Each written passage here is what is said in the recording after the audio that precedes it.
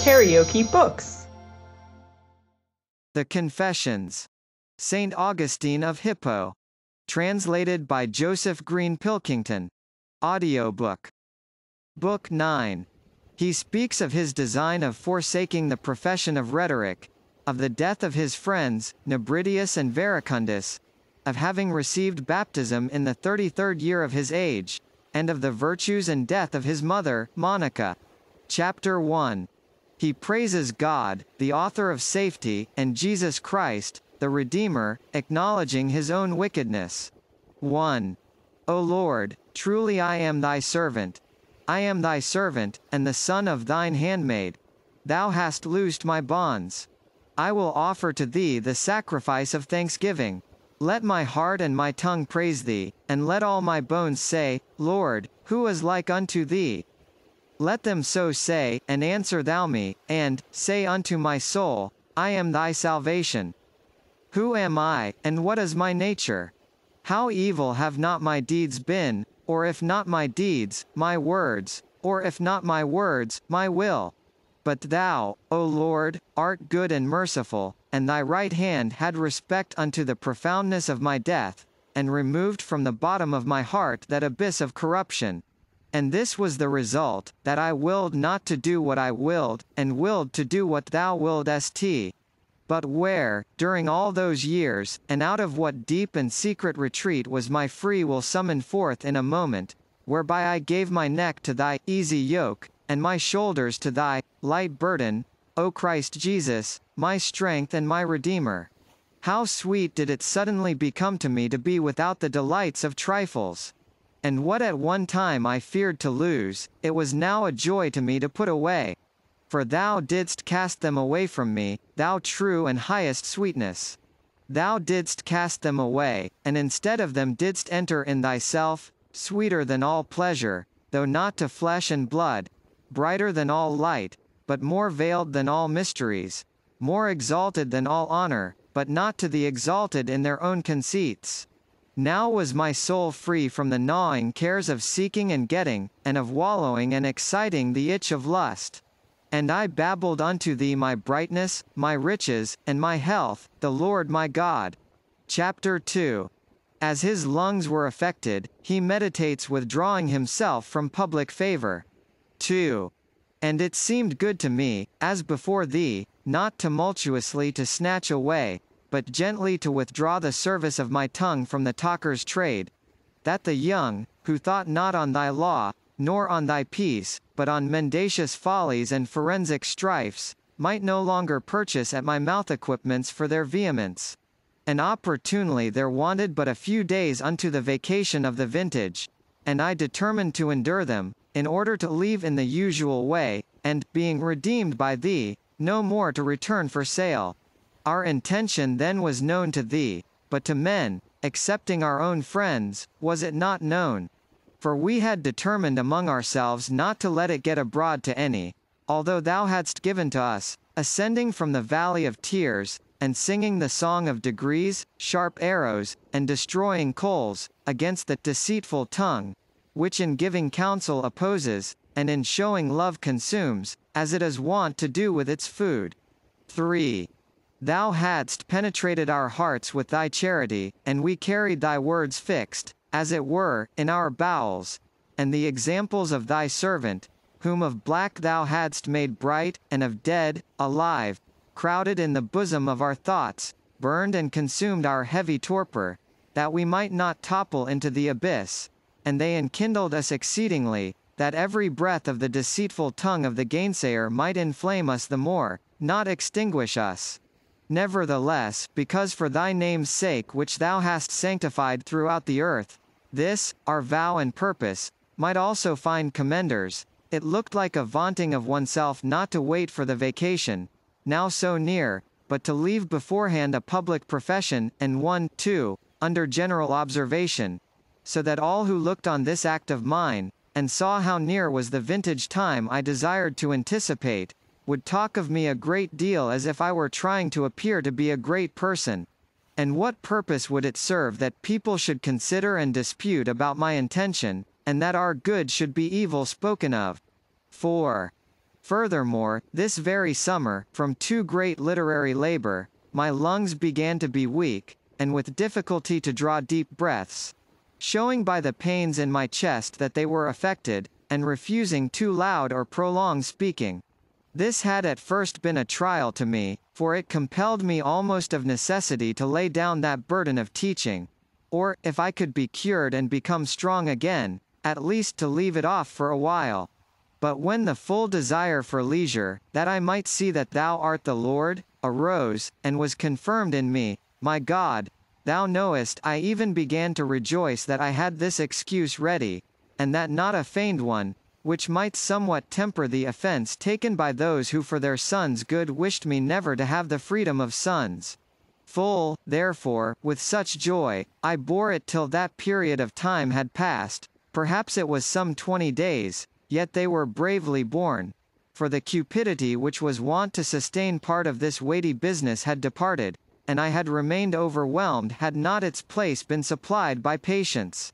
Some of thy servants, my brethren, may perchance say that I sinned in this, in that having once fully, and from my heart, entered on thy warfare, I permitted myself to sit a single hour in the seat of falsehood. I will not contend. But hast not thou, O most merciful Lord, pardoned and remitted this sin also, with my others, so horrible and deadly, in the holy water? Chapter 3. He retires to the villa of his friend Verecundus, who was not yet a Christian, and refers to his conversion and death, as well as that of Nebridius. 5. Verecundus was wasted with anxiety at that our happiness, since he, being most firmly held by his bonds, saw that he would lose our fellowship. For he was not yet a Christian, though his wife was one of the faithful, and yet hereby, being more firmly enchained than by anything else, was he held back from that journey which we had commenced. Nor, he declared, did he wish to be a Christian on any other terms than those that were impossible. However, he invited us most courteously to make use of his country house so long as we should stay there. Thou, O Lord, wilt recompense him for this at the resurrection of the just, seeing that thou hast already given him the lot of the righteous. For although, when we were absent at Rome, he, being overtaken with bodily sickness, and therein being made a Christian, and one of the faithful, departed this life, yet hadst thou mercy on him, and not on him only, but on us also, lest, thinking on the exceeding kindness of our friend to us, and unable to count him in thy flock, we should be tortured with intolerable grief. Thanks be unto thee, our God, we are thine. Thy exhortations, consolations, and faithful promises assure us that thou now repayest Verecundus for that country house at Cassiacum, where from the fever of the world we found rest in thee, with the perpetual freshness of thy paradise, in that thou hast forgiven him his earthly sins, in that mountain flowing with milk, that fruitful mountain, thine own. 6. He then was at that time full of grief, but Nebridius was joyous. Although he also, not being yet a Christian, had fallen into the pit of that most pernicious error of believing thy Son to be a phantasm, yet, coming out thence, he held the same belief that we did, not as yet initiated in any of the sacraments of thy church, but a most earnest inquirer after truth, whom, not long after our conversion and regeneration by thy baptism, he being also a faithful member of the Catholic Church, and serving thee in perfect chastity and continency amongst his own people in Africa, when his whole household had been brought to Christianity through him, didst thou release from the flesh, and now he lives in Abraham's bosom. Whatever that may be which is signified by that bosom, there lives my Nebridius, my sweet friend, thy Son, O Lord, adopted of a freedman, there he liveth. For what other place could there be for such a soul? There liveth he, concerning which he used to ask me much, me, an inexperienced, feeble one. Now he puts not his ear unto my mouth, but his spiritual mouth unto thy fountain, and drinketh as much as he is able, wisdom according to his desire, happy without end. Nor do I believe that he is so inebriated with it as to forget me, seeing thou, O Lord, whom he drinketh, art mindful of us. Thus, then, were we comforting the sorrowing Verecundus, our friendship being untouched, concerning our conversion, and exhorting him to a faith according to his condition, I mean, his married state, and tarrying for Nebridius to follow us, which being so near, he was just about to do, when, behold, those days passed over at last, for long and many they seemed, on account of my love of easeful liberty, that I might sing unto thee from my very marrow. My heart said unto thee, I have sought thy face, Lord, will I seek. Chapter 4. In the country he gives his attention to literature, and explains the fourth psalm in connection with the happy conversion of Alypius. He is troubled with toothache. 7. And the day arrived on which, in very deed, I was to be released from the professorship of rhetoric, from which in intention I had been already released. And done it was, and thou didst deliver my tongue whence thou hadst already delivered my heart. And full of joy I blessed thee for it, and retired with all mine to the villa. What I accomplished here in writing, which was now wholly devoted to thy service, though still, in this pause as it were, panting from the school of pride, my books testify, those in which I disputed with my friends, and those with myself alone before thee, and what with the absent Nebridius, my letters testify. And when can I find time to recount all thy great benefits which thou bestowedst upon us at that time, especially as I am hasting on to still greater mercies? For my memory calls upon me, and pleasant it is to me, O Lord, to confess unto thee, by what inward goads thou didst subdue me, and how thou didst make me low, bringing down the mountains and hills of my imaginations, and didst straighten my crookedness, and smooth my rough ways, and by what means thou also didst subdue that brother of my heart, Alypius, unto the name of thy only begotten, our Lord and Saviour Jesus Christ, which he at first refused to have inserted in our writings. For he rather desired that they should savour of the cedars of the schools, which the Lord hath now broken down, than of the wholesome herbs of the church, hostile to serpents. 8. What utterances sent I up unto thee, my God, when I read the Psalms of David, those faithful songs and sounds of devotion which exclude all swelling of spirit, when new to thy true love, at rest in the villa with Alypius, a catechumen like myself, my mother cleaving unto us, in woman's garb truly, but with a man's faith, with the peacefulness of age, full of motherly love and Christian piety. What utterances used I to send up unto thee in those psalms, and how was I inflamed towards thee by them, and burned to rehearse them, if it were possible, throughout the whole world, against the pride of the human race. And yet they are sung throughout the whole world, and none can hide himself from thy heat. With what vehement and bitter sorrow was I indignant at the Manichaeans, whom yet again I pitied, for that they were ignorant of those sacraments, those medicaments, and were mad against the antidote which might have made them sane. I wished that they had been somewhere near me then, and, without my being aware of their presence, could have beheld my face, and heard my words, when I read the fourth psalm in that time of my leisure, how that psalm wrought upon me. When I called upon thee, thou didst hear me, O God of my righteousness. Thou hast enlarged me when I was in distress. Have mercy upon me, and hear my prayer. Oh, that they might have heard what I uttered on these words, without my knowing whether they heard or no, lest they should think that I spake it because of them. For, of a truth, neither should I have said the same things, nor in the way I said them, if I had perceived that I was heard and seen by them, and had I spoken them, they would not so have received them as when I spake by and for myself before thee, out of the private feelings of my soul. 9. I alternately quaked with fear, and warmed with hope, and with rejoicing in thy mercy, O Father.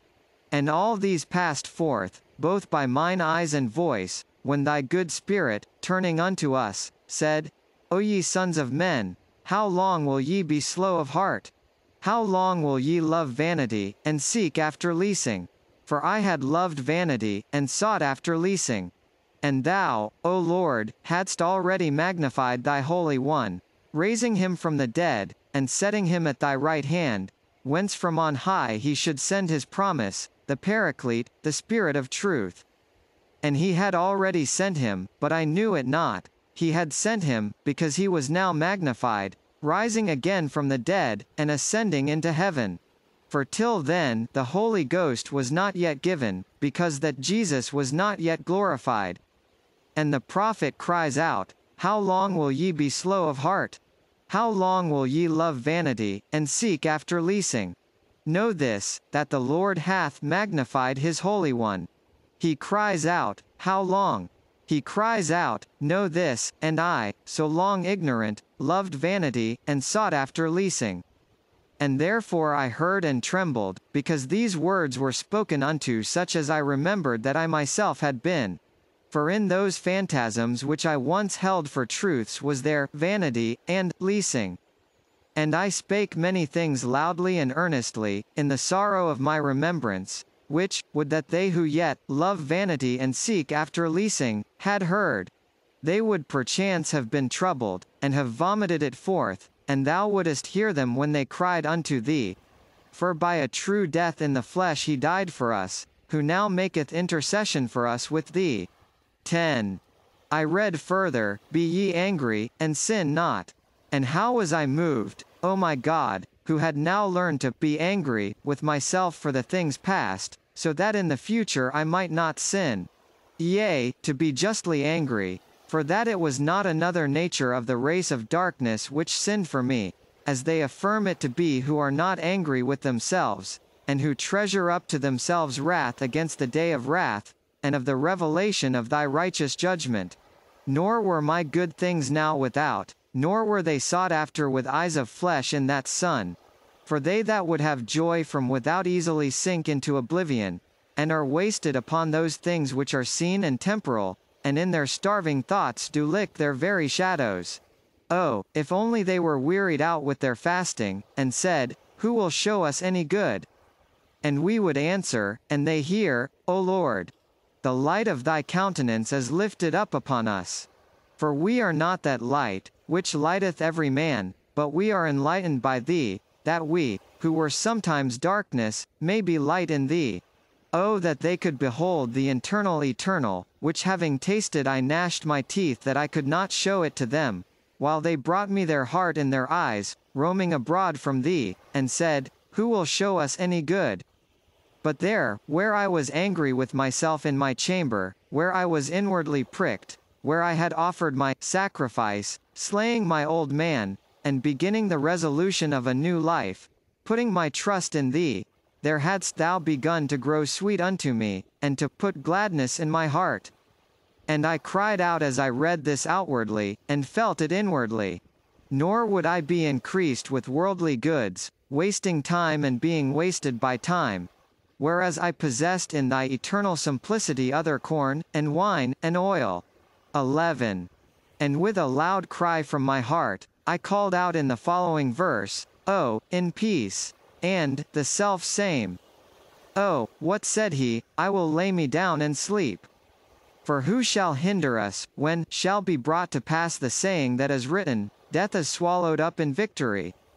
And thou art in the highest degree the self same, who chongest not, and in thee is the rest which forgetteth all labor, for there is no other beside thee, nor ought we to seek after those many other things which are not what thou art. But thou, Lord, only mockest me to dwell in hope. These things I read, and was inflamed, but discovered not what to do with those deaf and dead, of whom I had been a pestilent member, a bitter and a blind declaimer against the writings behoneyed with the honey of heaven and luminous with thine own light. And I was consumed on account of the enemies of this scripture. 12. When shall I call to mind all that took place in those holidays? Yet neither have I forgotten, nor will I be silent about the severity of thy scourge, and the amazing quickness of thy mercy. Thou didst at that time torture me with toothache, and when it had become so exceeding great that I was not able to speak, it came into my heart to urge all my friends who were present to pray for me to thee, the God of all manner of health. And I wrote it down on wax, and gave it to them to read. Presently, as with submissive desire we bowed our knees, that pain departed. But what pain? Or how did it depart? I confess to being much afraid, my Lord my God, seeing that from my earliest years I had not experienced such pain. And thy purposes were profoundly impressed upon me, and, rejoicing in faith, I praised thy name. And that faith suffered me not to be at rest in regard to my past sins, which were not yet forgiven me by thy baptism. Chapter 5. At the recommendation of Ambrose, he reads the prophecies of Isaiah, but does not understand them. 13. The vintage vacation being ended, I gave the citizens of Milan notice that they might provide their scholars with another seller of words, because both of my election to serve thee, and my inability, by reason of the difficulty of breathing and the pain in my chest, to continue the professorship. And by letters I notified to thy bishop, the holy man Ambrose, my former errors and present resolutions, with a view to his advising me which of thy books it was best for me to read, so that I might be readier and fitter for the reception of such great grace. He recommended Isaiah the prophet, I believe, because he foreshows more clearly than others the gospel, and the calling of the Gentiles. But I, not understanding the first portion of the book, and imagining the whole to be like it, laid it aside, intending to take it up hereafter, when better practiced in our Lord's words. Chapter 6. He is baptized at Milan with Alypius and his son Adeodatus. The book De Magistro. 14. Thence, when the time had arrived at which I was to give in my name, having left the country, we returned to Milan. Alypius also was pleased to be born again with me in thee, being now clothed with the humility appropriate to thy sacraments, and being so brave a tamer of the body, as with unusual fortitude to tread the frozen soil of Italy with his naked feet. We took into our company the boy Adeodatus, born of me carnally, of my sin. Well hadst thou made him. He was barely 15 years, yet in wit excelled many grave and learned men. I confess unto thee thy gifts, O Lord my God, Creator of all, and of exceeding power to reform our deformities. For of me was there not in that boy but the sin. For that we fostered him in thy discipline, thou inspired st us, none other, thy gifts I confess unto thee. There is a book of ours, which is entitled The Master. It is a dialogue between him and me. Thou knowest that all things there put into the mouth of the person in argument with me were his thoughts in his 16th year. Many others more wonderful did I find in him. That talent was a source of awe to me. And who but thou could be the worker of such marvels? Quickly didst thou remove his life from the earth, and now I recall him to mind with a sense of security, in that I fear nothing for his childhood or youth, or for his whole self. We took him coeval with us in thy grace, to be educated in thy discipline, and we were baptized, and solicitude about our past life left us. Nor was I satiated in those days with the wondrous sweetness of considering the depth of thy counsels concerning the salvation of the human race. How greatly did I weep in thy hymns and canticles, deeply moved by the voices of thy sweet-speaking church. The voices flowed into mine ears, and the truth was poured forth into my heart, whence the agitation of my piety overflowed, and my tears ran over, and blessed was I therein. Chapter 7. Of the church hymns instituted at Milan, of the Ambrosian persecution raised by Justina, and of the discovery of the bodies of 2 martyrs. 15. Not long had the Church of Milan begun to employ this kind of consolation and exhortation, the brethren singing together with great earnestness of voice and heart. For it was about a year, or not much more, since Justina, the mother of the boy Emperor Valentinian, persecuted thy servant Ambrose in the interest of her heresy, to which she had been seduced by the Arians. The pious people kept guard in the church, prepared to die with their bishop, thy servant. There my mother, thy handmaid, bearing a chief part of those cares and watchings, lived in prayer. We, still unmelted by the heat of thy spirit, were yet moved by the astonished and disturbed city. At this time it was instituted that, after the manner of the Eastern Church, hymns and psalms should be sung, lest the people should pine away in the tediousness of sorrow. which custom, retained from then till now, is imitated by many, yea, by almost all of thy congregations throughout the rest of the world. 16. Then didst thou by a vision make known to thy renowned bishop the spot where lay the bodies of Gervasius and Protasius, the martyrs, whom thou hadst in thy secret storehouse preserved uncorrupted for so many years, whence thou mightest at the fitting time produce them to repress the feminine but royal fury. For when they were revealed and dug up and with due honor transferred to the Ambrosian Basilica, not only they who were troubled with unclean spirits, the devils confessing themselves, were healed, but a certain man also, who had been blind many years, a well-known citizen of that city, having asked and been told the reason of the people's tumultuous joy, rushed forth, asking his guide to lead him thither. Arrived there, he begged to be permitted to touch with his handkerchief the bier of thy saints, whose death is precious in thy sight. When he had done this, and put it to his eyes, they were forthwith opened. Thence did the fame spread. Thence did thy praises burn, shine. Thence was the mind of that enemy, though not yet enlarged to the wholeness of believing, restrained from the fury of persecuting. Thanks be to thee, O my God!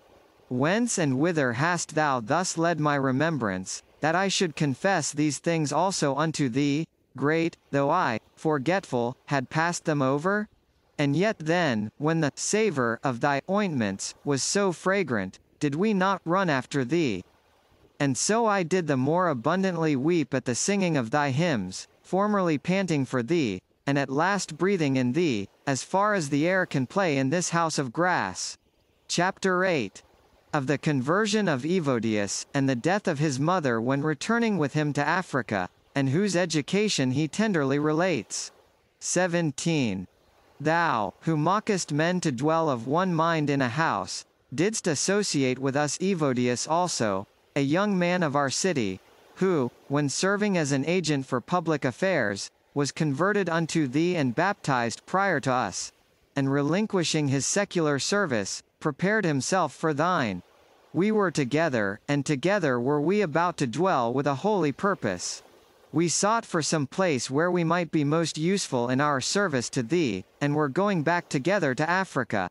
And when we were at the Tiberine Ostia my mother died. Much I omit, having much to hasten. Receive my confessions and thanksgivings, O my God, for innumerable things concerning which I am silent. But I will not omit aught that my soul has brought forth as to that thy handmaid who brought me forth, in her flesh, that I might be born to this temporal light, and in her heart, that I might be born to life eternal. I will speak not of her gifts, but thine in her, for she neither made herself nor educated herself. Thou createdst street her, nor did her father nor her mother know what a being was to proceed from them. And it was the rod of thy Christ, the discipline of thine only Son, that trained her in thy fear, in the house of one of thy faithful ones, who was a sound member of thy church. Yet this good discipline did she not so much attribute to the diligence of her mother, as that of a certain decrepit maid-servant, who had carried about her father when an infant, as little ones are wont to be carried on the backs of elder girls. For which reason, and on account of her extreme age and very good character, was she much respected by the heads of that Christian house. Whence also was committed to her the care of her master's daughters, which she with diligence performed, and was earnest in restraining them when necessary, with a holy severity, and instructing them with a sober sagacity. For, excepting at the hours in which they were very temperately fed at their parents' table, she used not to permit them, though parched with thirst, to drink even water, thereby taking precautions against an evil custom, and adding the wholesome advice, you drink water only because you have not control of wine. But when you have come to be married, and made mistresses of storeroom and cellar, you will despise water, but the habit of drinking will remain. By this method of instruction, and power of command, she restrained the longing of their tender age, and regulated the very thirst of the girls to such a becoming limit, as that what was not seemly they did not long for. 18. And yet, as thine handmaid related to me, her son, there had stolen upon her a love of wine. For when she, as being a sober maiden, was as usual bidden by her parents to draw wine from the cask, the vessel being held under the opening, before she poured the wine into the bottle, she would wet the tips of her lips with a little, for more than that her inclination refused. For this she did not from any craving for drink, but out of the overflowing buoyancy of her time of life, which bubbles up with sportiveness, and as, in youthful spirits, wont to be repressed by the gravity of elders. And so unto that little, adding daily littles, for he that contemneth small things shall fall by little and little, she contracted such a habit as, to drink off eagerly her little cup nearly full of wine. Where, then, was the sagacious old woman with her earnest restraint? Could anything prevail against a secret disease if thy medicine, O Lord, did not watch over us? Father, mother, and nurturers absent, thou present, who hast created, who callest, who also by those who are set over us workest some good for the salvation of our souls, what didst thou at that time, O my God? How didst thou heal her? How didst thou make her whole? Didst thou not out of another woman's soul evoke a hard and bitter insult, as a surgeon's knife from thy secret store, and with one thrust remove all that putrefaction? For the maidservant who used to accompany her to the cellar, falling out, as it happens, with her little mistress, when she was alone with her, cast in her teeth this vice, with very bitter insult, calling her a wine-bibber. Stung by this taunt, she perceived her foulness, and immediately condemned and renounced it. Even as friends by their flattery pervert, so do enemies by their taunts often correct us. Yet thou renderest not unto them what thou dost by them, but what was proposed by them. For she, being angry, desired to irritate her young mistress, not to cure her, and did it in secret, either because the time and place of the dispute found them thus, or perhaps lest she herself should be exposed to danger for disclosing it so late. But thou, Lord, governor of heavenly and earthly things, who convertest to thy purposes the deepest torrents, and disposest the turbulent current of the ages, healest one soul by the unsoundness of another, lest any man, when he remarks this, should attribute it unto his own power if another, whom he wishes to be reformed, is so through a word of his. Chapter 9. He describes the praiseworthy habits of his mother, her kindness towards her husband and her sons.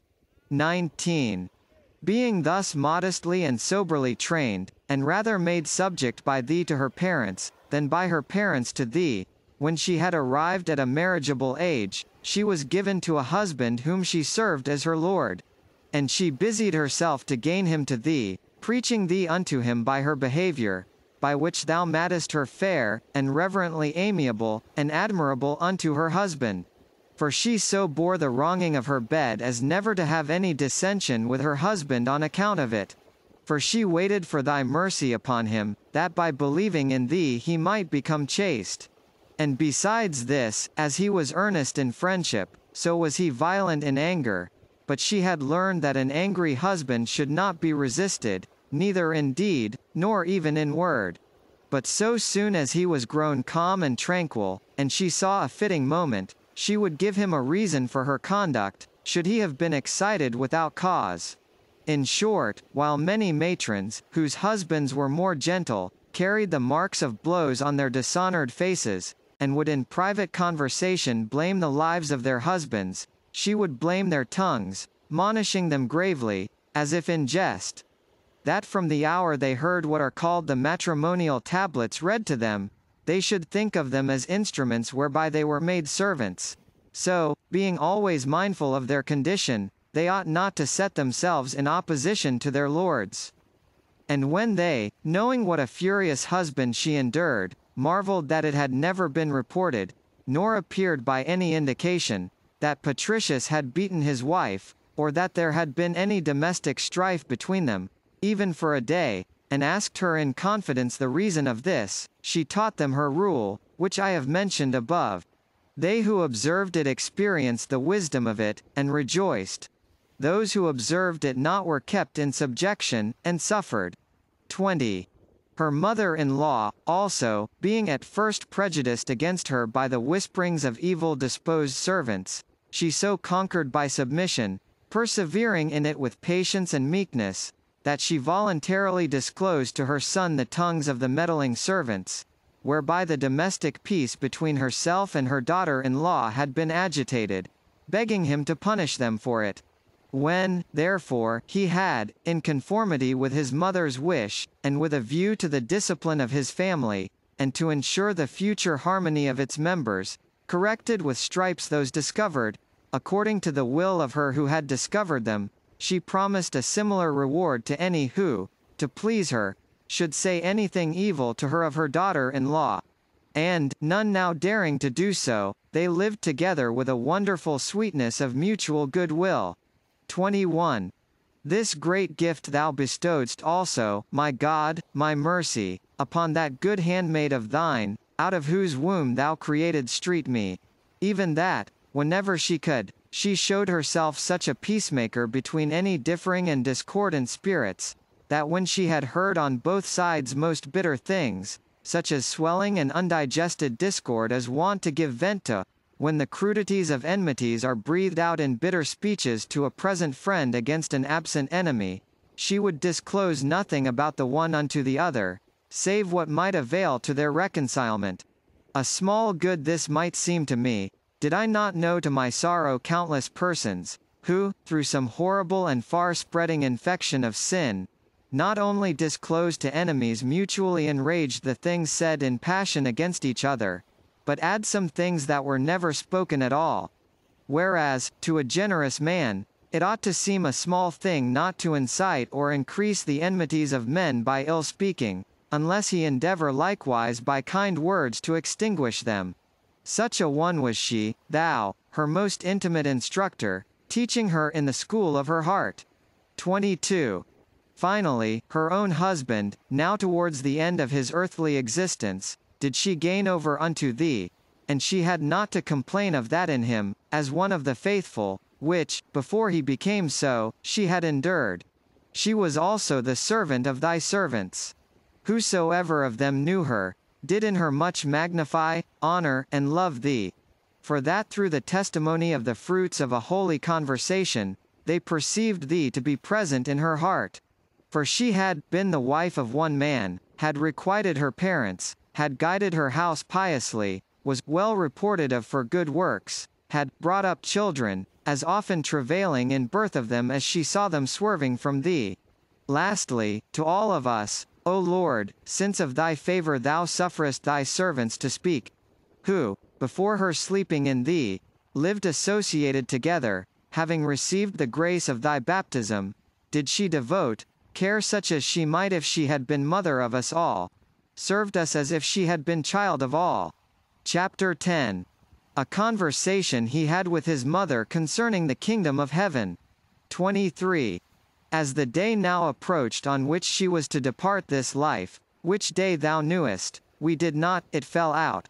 Thou, as I believe, by thy secret ways arranging it, that she and I stood alone, leaning in a certain window, from which the garden of the house we occupied at Ostia could be seen. At which place, removed from the crowd, we were resting ourselves for the voyage, after the fatigues of a long journey.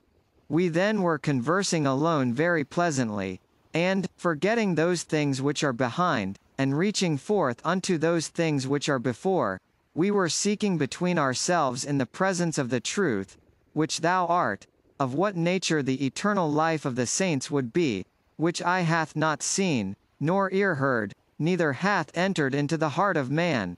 But yet we opened wide the mouth of our heart, after those supernal streams of thy fountain, the fountain of life, which is with thee, that being sprinkled with it according to our capacity, we might in some measure weigh so high a mystery. 24. And when our conversation had arrived at that point, that the very highest pleasure of the carnal senses, and that in the very brightest material light, seemed by reason of the sweetness of that life not only not worthy of comparison, but not even of mention, we, lifting ourselves with a more ardent affection towards the selfsame, did gradually pass through all corporeal things, and even the heaven itself, whence sun, and moon, and stars shine upon the earth, yea, we we soared higher yet by inward musing and discoursing and admiring thy works, and we came to our own minds and went beyond them, that we might advance as high as that region of unfailing plenty where thou feedest Israel forever with the food of truth, and where life is that wisdom by whom all these things are made, both which have been and which are to come, and she is not made, but is as she hath been, and so shall ever be, yea, rather, to have been, and to be hereafter, are not in her, but only to be, seeing she is eternal. And while we were thus speaking, and straining after her, we slightly touched her with the whole effort of our heart, and we sighed, and there left bound, the first fruits of the Spirit, and returned to the noise of our own mouth, where the word uttered has both beginning and end. And what is like unto thy word, our Lord, who remaineth in himself without becoming old, and maketh all things new? 25. We were saying, then, if to any man the tumult of the flesh were silenced the fantasies of earth, waters, and air, silenced, too, the poles. Yea, the very soul be silenced to herself, and go beyond herself by not thinking of herself, silenced fancies and imaginary revelations, every tongue, and every sign, and whatsoever exists by passing away, since, if any could hearken, all these say, we created not ourselves, but were created by him who abideth forever. If, having uttered this, they now should be silenced, having only quickened our ears to him who created them, and he alone speak not by them, but by himself, that we may hear his word, not by fleshly tongue, nor angelic voice, nor sound of thunder, nor the obscurity of a similitude, but might hear him whom in these we love, without these, like as we too now strained ourselves, and with rapid thought touched on that eternal wisdom which remaineth over all. If this could be sustained, and other visions of a far different kind be withdrawn, and this one ravish, and absorb, and envelope its beholder amid these inward joys, so that his life might be eternally like that one moment of knowledge which we now sighed after, were not this, enter thou into the joy of thy Lord. And when shall that be? When we shall all rise again, but all shall not be changed. 26. Such things was I saying, and if not after this manner, and in these words, yet, Lord, thou knowest, that in that day when we were talking thus, this world with all its delights grew contemptible to us, even while we spake. Then said my mother, Son, for myself, I have no longer any pleasure in aught in this life. What I want here further, and why I am here, I know not, now that my hopes in this world are satisfied. There was indeed one thing for which I wished to tarry a little in this life, and that was that I might see thee a Catholic Christian before I died. My God has exceeded this abundantly, so that I see thee despising all earthly felicity, made his servant. What do I hear? Chapter 11. His mother, attacked by fever, dies at Ostia. 27. What reply I made unto her to these things I do not well remember. However, scarcely 5 days after, or not much more, she was prostrated by fever, and while she was sick, she one day sank into a swoon, and was for a short time unconscious of visible things. We hurried up to her, but she soon regained her senses, and gazing on me and my brother as we stood by her, she said to us inquiringly, Where was I? Then looking intently at us stupefied with grief, Here, saith she, shall you bury your mother? I was silent, and refrained from weeping, but my brother said something, wishing her, as the happier lot, to die in her own country and not abroad. She, when she heard this, with anxious countenance arrested him with her eye, as savouring of such things, and then gazing at me, Behold, saith she, what he saith. And soon after to us both she saith, Lay this body anywhere, let not the care for it trouble you at all. This only I ask, that you will remember me at the Lord's altar, wherever you be. And when she had given forth this opinion in such words as she could, she was silent, being in pain with her increasing sickness. 28.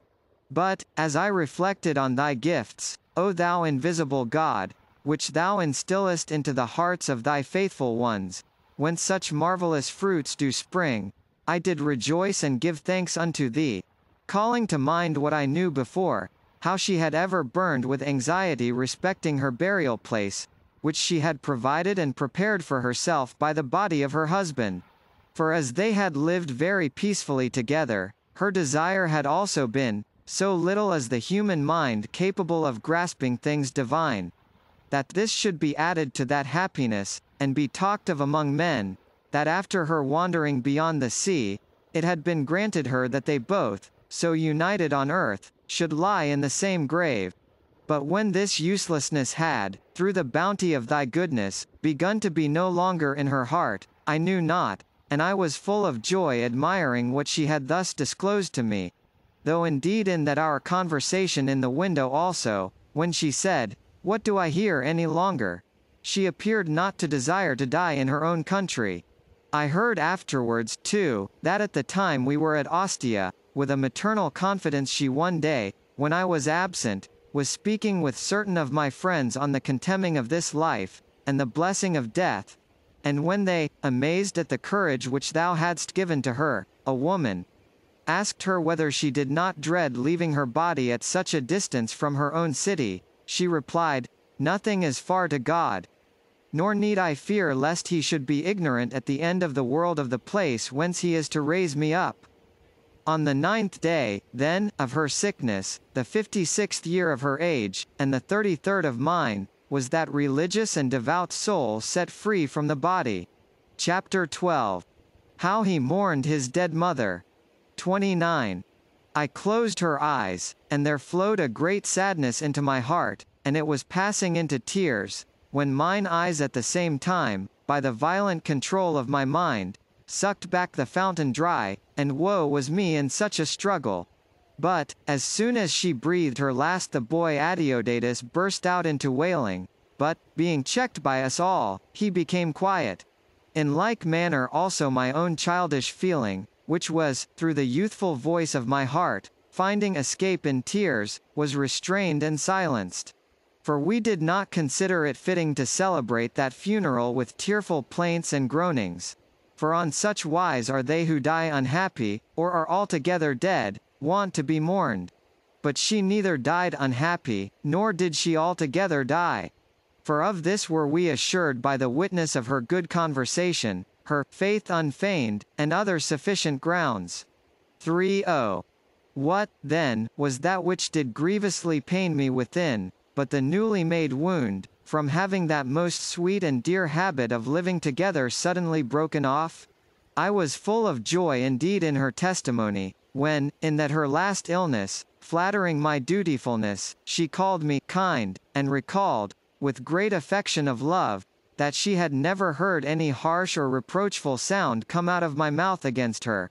But yet, O my God, who madest us, how can the honor which I paid to her be compared with her slavery for me?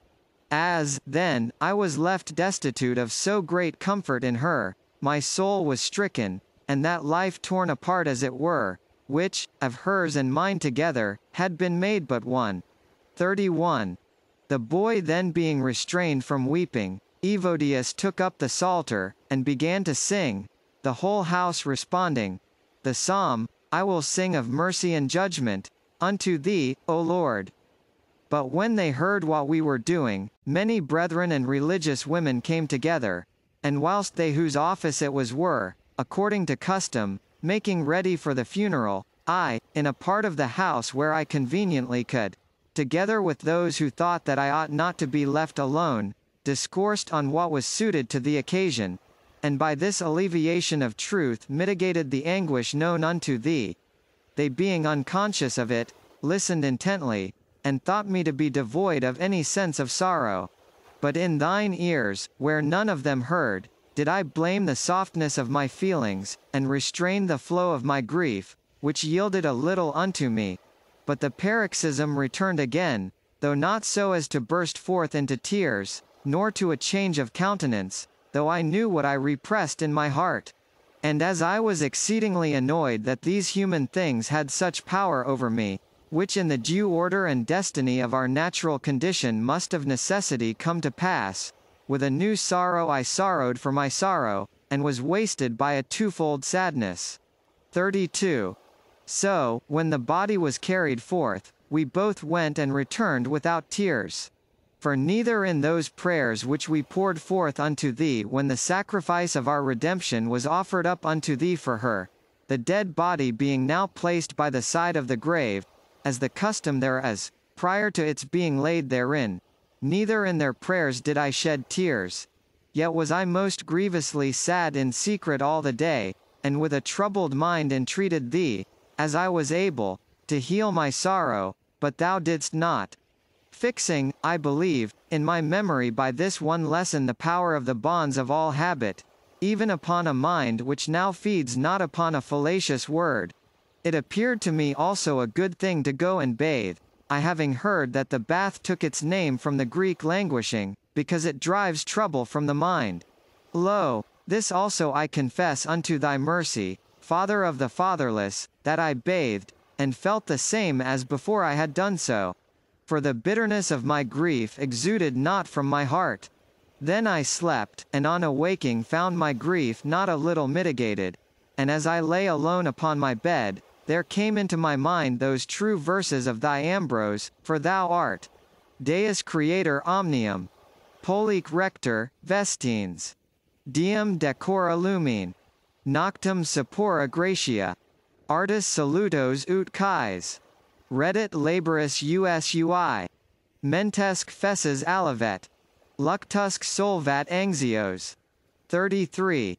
And then little by little did I bring back my former thoughts of thine handmaid, her devout conversation towards thee, her holy tenderness and attentiveness towards us, which was suddenly taken away from me, and it was pleasant to me to weep in thy sight, for her and for me, concerning her and concerning myself.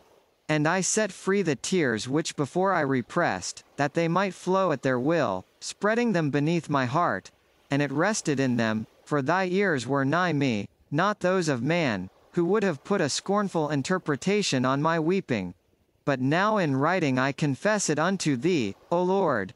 Read it who will, and interpret how he will, and if he finds me to have sinned in weeping for my mother during so small a part of an hour, that mother who was for a while dead to mine eyes, who had for many years wept for me, that I might live in thine eyes, let him not laugh at me, but rather, if he be a man of a noble charity, let him weep for my sins against thee, the Father of all the brethren of thy Christ. Chapter 13. He entreats God for her sins, and admonishes his readers to remember her piously. 34. But, my heart being now healed of that wound, in so far as it could be convicted of a carnal affection, I pour out unto thee, O our God, on behalf of that thine handmaid, tears of a far different sort, even that which flows from a spirit broken by the thoughts of the dangers of every soul that dieth in Adam. And although she, having been made alive in Christ even before she was freed from the flesh, had so lived as to praise thy name both by her faith and conversation, yet dare I not say that from the time thou didst regenerate her by baptism, no word went forth from her mouth against thy precepts. And it hath been declared by thy Son, the truth, that, whosoever shall say to his brother, Thou fool, shall be in danger of hell fire. And woe even unto the praiseworthy life of man, if, putting away mercy, thou shouldest investigate it. But because thou dost not narrowly inquire after sins, we hope with confidence to find some place of indulgence with thee. But whosoever recounts his true merits to thee, what is it that he recounts to thee but thine own gifts? Oh, if men would know themselves to be men, and that he that glorieth would glory in the Lord. 35. I then, O my praise and my life, thou God of my heart, putting aside for a little her good deeds, for which I joyfully give thanks to thee, do now beseech thee for the sins of my mother. Hearken unto me, through that medicine of our wounds who hung upon the tree, and who, sitting at thy right hand, maketh intercession for us. I know that she acted mercifully, and from the heart forgave her debtors their debts. Do thou also forgive her debts, whatever she contracted during so many years since the water of salvation. Forgive her, O Lord, forgive her, I beseech thee. Enter not into judgment with her. Let thy mercy be exalted above thy justice, because thy words are true, and thou hast promised mercy unto the merciful, which thou gavest them to be who wilt have mercy, on whom thou wilt have mercy, and wilt have compassion, on whom thou hast had compassion. 36.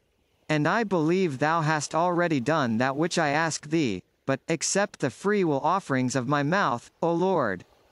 For she, when the day of her dissolution was near at hand, took no thought to have her body sumptuously covered, or embalmed with spices, nor did she covet a choice monument, or desire her paternal burial place.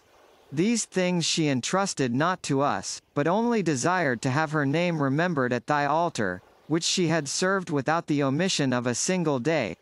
Whence she knew that the holy sacrifice was dispensed, by which the handwriting that was against us is blotted out, by which the enemy was triumphed over, who, summing up our offenses, and searching for something to bring against us, found nothing in him in whom we conquer.